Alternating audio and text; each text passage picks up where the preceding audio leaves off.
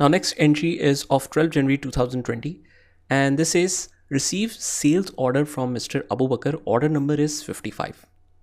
So in most of the softwares, nearly all of the softwares have the same template for creating sales invoice and sales order. That's because sales order will be converted to sales invoices in future. So that's why they have the same template. So the point of explaining this is, if you know how to enter the sales invoice, you already know how to enter the sales order as well. So I'll click on sales order and click on new sales order. Now order is received from Abu Bakar, and the order date is 12th January, and let's give ship date to 12th January as well. Now sales order number is 55. Here it is mentioned 55.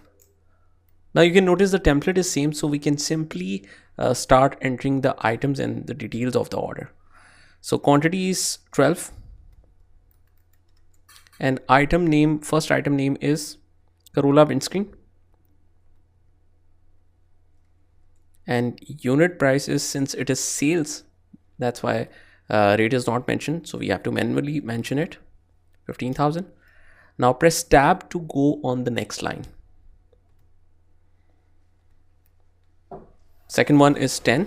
Now our next item is quantity is 10, and item name is Civic headlights. So we will select Civic headlights from the list, and the unit price is 47,000. 47,000 is our unit price. Now just remember, this is sales price, so there might be changes in sales price. You have to look for it in every single new invoice. So 47,000, this makes the total to 470,000. And the very next item is Suzuki filters. So Suzuki filters quantity is 5, and this is Suzuki filters,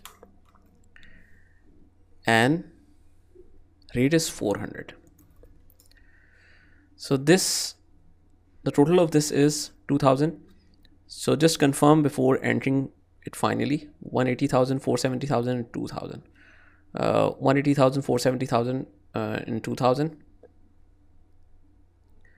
And now click save. Now since it is smart posting, we need to check it again whether we need to click here and it's already posted or not.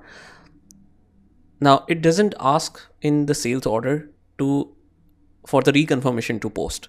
That means only the records that affect the financials need a reconfirmation. So normally company uses this option when they want to maintain a good audit trail. That means they don't want to delete the transactions every time and then record it again. Means they want to avoid the mistakes, so that there shouldn't be many questions arrived when the audit team comes. So anyways, this is the option, but you can also disable it. I'll show you in future how to change the option back to the normal. So for now, this is how you book the sales order in Peachtree.